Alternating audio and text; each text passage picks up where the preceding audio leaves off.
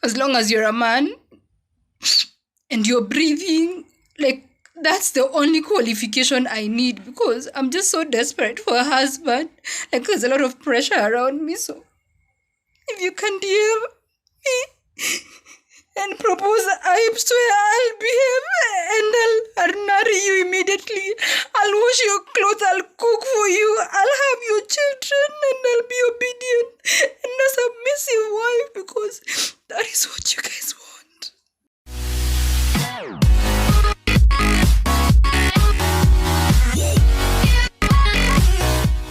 Hi there, this is Kazungu Duncan. Let me hope that you are doing fine. I am also doing fine at this moment. Earlier last week, I was so down and I felt like giving up, like literally giving up. And I wrote to my WhatsApp status, and my friends, I just want to say thank you. I don't have enough words to explain my joy to you, but I just want to make this video to thank these friends who were able to encourage me. And this is what I wrote. To be honest, I give my best every day, but I feel like chasing wind every day. I feel like trash. This was so painful until I felt like trash. And I continued and said, this is killing me from the inside. That is the end of my message, and I posted it on my WhatsApp status. I thank God that I had best friends, real friends. Let me not even talk of best friends. These are real friends. And I just want to say thank you for encouraging me, because you've given me a reason to continue doing what I am doing. For those of you who are not aware, my friend, I put a lot of effort in these videos and growing my YouTube channels, but sometimes I feel that I'm doing so much and I'm not getting any results. But out of this, after reading this, I felt like a time is coming when I'll become even more great. So the first person to reply was Felix Wesonga. Felix Wesonga was my classmate in the University of Nairobi, and this is what he had to say. God is there, bro. These are really trying times, especially with unemployment biting. The most important thing is that you have done your part. You have tried, and something will definitely show up. Might not be today, might not be tomorrow, but when God finds it convenient, it shall happen. There are decades when weeks happen, and there are weeks when decades happen. Just hang in there, keep on keeping on, and you are a great man. So my friend, I felt so good after reading this, because first of all, he identifies that God is always there for us. And I just want to also extend this to you. I'm doing this because I know I'm not the only one who is going through these stuffs. I just want to mention that there are so many people who are going through depression, and this is a cure for that. So God is always there for us. And he mentions that there are times, or there are decades when weeks happen, and there are weeks when decades happen. But the most important thing is that keep on keeping on. And Swesonga, I just want to say thank you. I feel so much moved. I feel so much blessed after reading this. The next person who commented was Darren Wamunga. Darren Wamunga is a close friend of mine. We used to be schoolmates in the secondary school, and this is what he had to say. No, you inspire a lot. And he says that I am one of them. Get up, move, it takes courage. So the first thing he identifies is that I am an inspiration, not only to other people, but also to him. So he mentions that I am an inspiration to him. He continues and says, your work is great, don't stop. You stop, you will have stopped a generation of young people looking up to you. And so he mentions that I am an inspiration to people. So if I stop, I will have stopped a generation. After reading this, I felt so bad that I want to kill a generation. So I said, I won't do that. I want to kill a generation. So thank you so much, Darren. Darren was able to send me an audio from TD Jakes, and I will be putting it. I hope that it won't be copyrighted, but I'll put it at the end of this video. You will listen to what TD Jakes says, and I believe this will be a blessing to you. The next friend of mine who commented was Nyazua Esther. Nyazua Esther was also a schoolmate at the University of Nairobi, and this is what he was to say: don't give up. It might seem that nothing is moving or doesn't make sense, but at the verge of giving up is when God opens up a way or makes everything clear. So she says, we keep on the faith that all will work out well. To you, it might seem that you are chasing wins, but to many people out there, you are a role model and always look up to you. You encourage one or two people. You are a good example to someone out there. Trust on and keep the faith.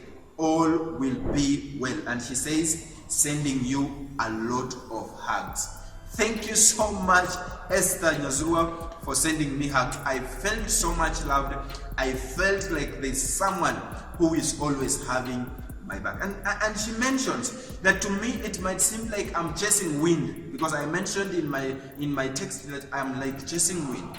And she says, to me it might seem that way, but then to God it is not that way. And she says that I am a role model to maybe one or two people. So if I give up, these people will also give up. And I really felt like really I'm doing something wrong to give up. I was just to, keep on keeping on. So thank you so much, Nyazua, for this message. I will keep these messages because I believe it is a blessing to me. Now, the last friend of mine who commented is Lucy Wanjiku. Lucy Wanjiku was also a friend of mine at the University of Nairobi. We used also to attend the same Christian union, and this is what she had to say. I understand, but remember, it's not easy to results as we progress. It's just like working out. The results will be seen after a while. The deal remains that we have to be consistent and persistent with what we want. She continues and says, it will be hard along the way, but you cannot give up, because if you give up, you will have to start at the 0 mark. So when you feel like it is not working out, just relax and rest and then move on. Remind yourself why you started at the first place and then keep moving. The breakthrough is almost there. You cannot give up now. You got this. And remember, you have always been my inspiration all the way. Thank you so much, Lucy Wanjiku. I didn't know that I am an inspiration to you. So thank you so much for bringing that out. And the thing that she says is that this is just like working out. You can't work out today and expect to grow muscles at the same day. So she says it takes time, but then in the rightful given time, it will now grow muscles and become something tangible.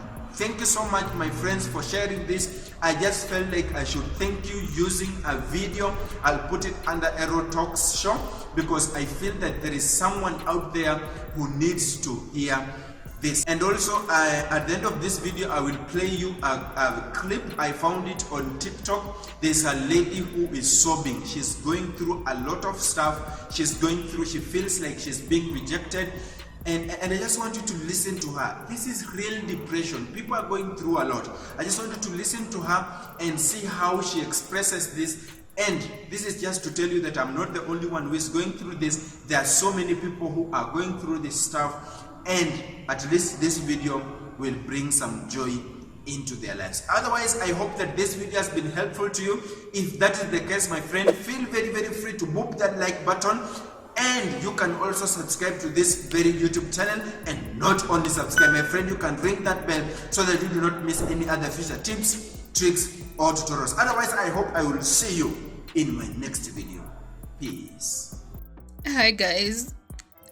I'm so sad right now because I just came to a realization. These past few days have been so hard for me, because you know how men say that women have toxic feminism, and you'll get to a certain age and no one will want to marry you and no one will love you. I feel like I've gotten to that point, guys. I was so hung on to this feminism thing, and I missed out on marriage. and on children. And now, like, I'm at a point in my life where, like, I'm so bitter. I'm so jealous of people who have marriages because they are so happy and their husbands don't even cheat on them. And, like, men are just the best. You know, like, right now is when I'm realizing, like, I can't do without them. And right now, I'm like, I don't care, like, if you are rich or poor, tall, dark, handsome, ugly, me, I don't care, by the way. As long as you're a man and you're breathing, like, that's the only qualification I need, because I'm just so desperate for a husband. Like, there's a lot of pressure around me, so if you can DM me and propose, I swear I'll behave and I'll marry you immediately. I'll wash your clothes, I'll cook for you, I'll have your children, and I'll be obedient and a submissive wife, because that is what you guys want. I'm no longer a feminist, guys. I'm sorry. Just because you saw it, just because you like it, just because you need it. In fact, we are often tormented by vision. Yeah, we're tormented by vision. It's a painful thing to be a visionary, because a visionary sees what shall be and wakes up to deal with what is.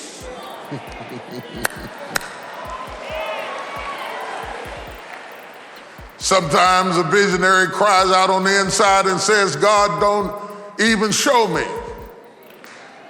what shall be. Because every time I shout and dance over what you showed me, I go home to a harsh and painful, bleak, dark reality. And the fact that I am torn between what shall be and what is creates agony in my life. The Bible said hope deferred makes the heart sick. There are moments that I'd rather not know that I'm going to be king if you're going to send me back out into the field to take care of sheep. Why didn't you just hide that I was going to be king so I could be satisfied taking care of sheep? But because you told me you had more for me, I wanted to hasten the process to get to my destiny. Now I'm not happy doing what I used to be happy doing, because I'm tormented by what shall be. I want to hasten my process so that I can get to an expected end. But that cannot be done, because a blessing given too soon is not a blessing at all. I can give my son the car keys now and tell him to go to the store. But had I given it to him when he was 5, it would not have been a blessing at all. Same car, same son, given too soon. He can't handle it. The car can handle it. The road can handle it. I can give it to him, but he can't handle it. So would I be a good father if I gave him a good thing too soon?